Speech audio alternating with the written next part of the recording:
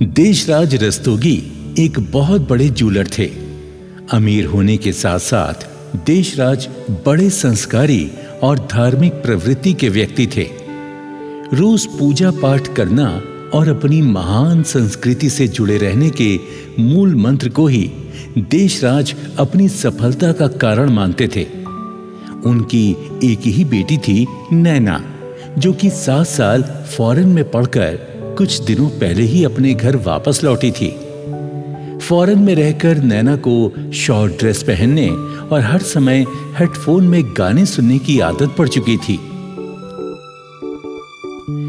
वैसे तो नैना बड़ी जिम्मेदार और अच्छी लड़की थी, लेकिन बस विदेशी तौर तरीके अपनाने के कारण देशराज और उनकी पत्नी गीता नैना की तरफ से बड़े चिंतित रहते थे। एक दिन की बात है, घर में छोटी सी पूजा का कार्यक्रम रखा गया था। पंडित जी पूजा करा रहे थे, तभी पूजा में शामिल होने के लिए नैना भी वहां आ जाती है। नैना ने बहुत ही शॉर्ट ड्रेस पहनी हुई थी और कानों में हेडफोन लगाकर म्यूजिक बीट पर थिरक रही थी।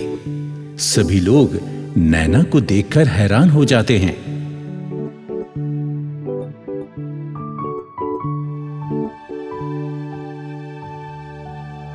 अरे गीता, देखो तो जरा, नैना ये कैसी ड्रेस पहनकर पूजा में शामिल होने आई है। हे भगवान, इस लड़की का मैं क्या करूं? तभी पंडित जी कहते हैं, जजमान, आप लोग तो बड़े संस्कारी हैं, किंतु आपकी बेटी को भारतीय संस्कृति के बारे में क्यों नहीं पता? कृपया करके इस बच्ची को भी संस्कार सिखाइए। जी, वो असल में मेरी बेटी 7 साल फॉरेन में रहकर आई है ना, बस इसीलिए वहीं के रंग ढंग सीख गई है। गीता खड़े होकर नैना का हाथ पकड़ती है और नैना को लेकर घर के अंदर चली जाती है। नैना पूछती है, What happened, मॉम? आप मुझे पूजा से उठाकर ऐसे क्यों ले आई? अरे मेरे लाडो, आखिर तू कब समझेगी? ये छोटे साइज के कपड़े विदेश में ही पहने जाते हैं। हमारे देश में ऐसे कपड़े पहनना बुरा समझा जाता है। क्या बुराई है शॉर्ट ड्रेस पहनने में मॉम? ये तो आज का फैशन है। नैना बेटी, हमारे देश की संस्कृति में ऐसे फैशन की कोई जगह नहीं। इसे फूहड़ता कहते हैं बेटा। भोजन, धन और तन को ढक कर रखना हमारी सभ्यता है। अरे तुम भारत की बेटी हो, भारतीय लिबास ही पहना करो। मैं कहती हूँ, क्या सूट सलवार और साड़ी में लड़कियां सुंदर नहीं दिखती?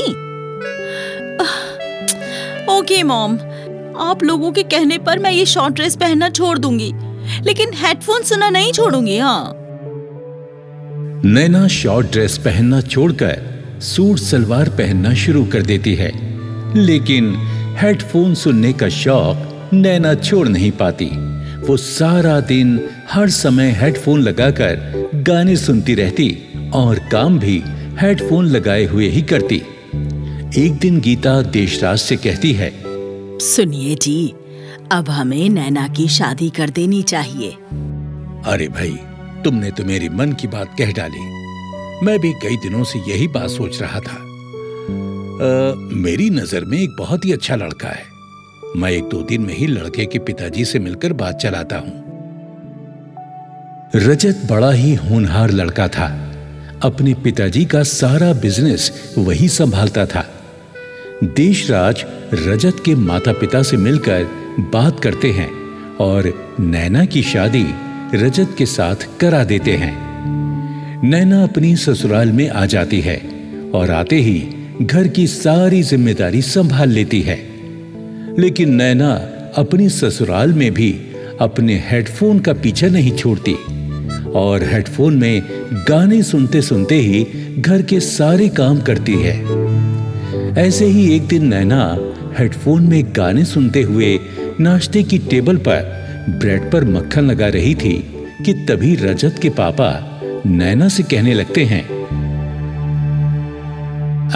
बहू, मेरे लिए ब्रेड पर बहुत कम मक्खन लगाना, मुझे कोलेस्ट्रॉल की प्रॉब्लम है। लेकिन नैना तो हेडफोन में गाने सुन रही थी। वो अपने ससुर की आवाज ही नहीं सुन पाती और ब्रेड पर मक्खन लगाती ही रहती है। रजत ये सब देखकर नैना से कहता है, नैना, ये क्या बदतमीजी है? पापा तुम्हें कुछ कह रहे हैं और तुम हो के सुन ही नहीं रही हो। नैना रजत की बात भी नहीं सुनती और अपने काम में मगन रहती है। तो रजत की मम्मी कहती हैं, रजत बेटा, तेरी पत्नी वैसे तो बड़ी अच्छी है, सारे काम जिम्मेदारी से करती है, लेकिन इसमें बस यही एक बुरी आदत है, हर समय हेडफोन लगाए गाने सुनती रहती है। इसी वजह से ये किसी की बात सुन ही नहीं पाती। नैना, ये क्या गंदी आदत पाल रखी है तुमने? हर समय हेडफोन कौन लगाता है भला? अरे तुम फ्री टाइम में हेडफोन पर गाने सुना करो, काम करते समय हेडफोन मत लगाया करो। रजत, फॉरेन कंट्री में रहते हुए मुझे 2 आदतें लग गई थी। एक तो शॉर्ट ड्रेस पहनने की और दूसरा हेडफोन पर गाने सुनने की। शॉर्ट ड्रेस पहनना तो मैंने छोड़ दिया, लेकिन हेडफोन सुनने की आदत मुझसे कभी नहीं छूटेगी। नैना का जवाब सुनकर रजत नैना का मुंह देखता रह जाता है। ऐसे ही समय बीतता जाता है। नैना की हेडफोन सुनने की आदत नहीं छूटती। और फिर एक दिन जब नैना रसोई में खीर बना रही थी तो उसकी सास वहां आ गई और कहने लगी, बहू, खीर में बहुत ज्यादा मीठा मत डाल देना, तुम्हारे ससुर जी ज्यादा मीठी खीर पसंद नहीं करते हैं। लेकिन नैना तो हेडफोन पर गाने सुनने में मगन थी। वो अपनी सास की तरफ देखती भी नहीं। ओहो, ये कैसी हेडफोन की दीवानी बहू पल्ले पड़ गई है हमारे। हेडफोन के अलावा ये किसी और की सुनती ही नहीं है। ये हेडफोन एक दिन तुम्हारे कान खराब करके छोड़ेगा। आज के बाद काम करते हुए तुम ये हेडफोन नहीं लगाओगी, समझी मेरी बात? लेकिन सासू माँ, हेडफोन सुनते हुए काम करने में क्या बुराई है?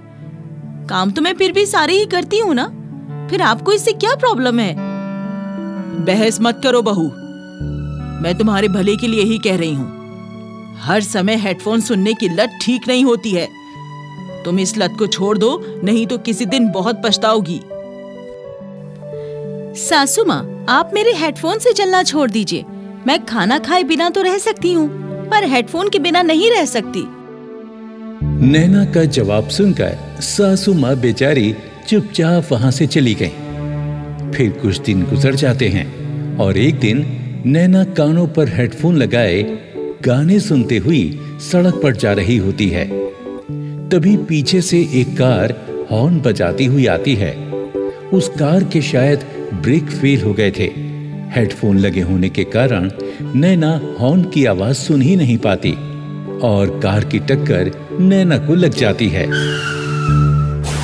नैना सड़क पर गिर जाती है और उसके सर व पैर में चोट लग जाती है। कुछ लोग नैना को ऑटो में बैठाकर हॉस्पिटल पहुंचाते हैं।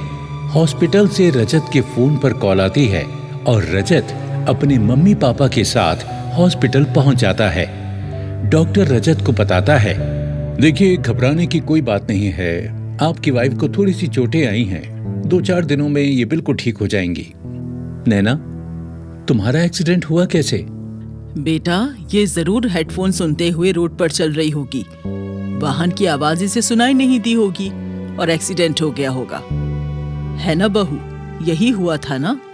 नैना के चेहरे पर शर्मिंदगी छा जाती है और उसे अपनी गलती का एहसास हो जाता है।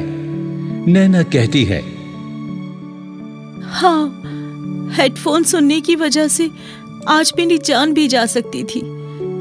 आज मुझे अपनी गलती का एहसास हो गया है। मुझे समझ में आ गया है कि आप लोग सही कहते थे। हर समय कानों पर हेडफोन लगाए रखना बहुत खतरनाक है। काश मैं आप लोगों की बात मान लेती तो आज मेरे साथ ये हादसा ना हुआ होता। मुझे माफ कर दीजिए। मैं वादा करती हूँ अब कभी हेडफोन में गाने नहीं सुनूंगी। 2-4 दिनों में नैना बिल्कुल ठीक हो जाती है। अब वो हेडफोन में गाने नहीं सुनती और पूरा ध्यान लगाकर काम करती है। दोस्तों, नैना की कहानी से हमें यही सीख मिलती है कि किसी भी चीज की अति सदा नुकसानदायक होती है। इसलिए हद से बढ़कर कोई भी काम कभी नहीं करना चाहिए।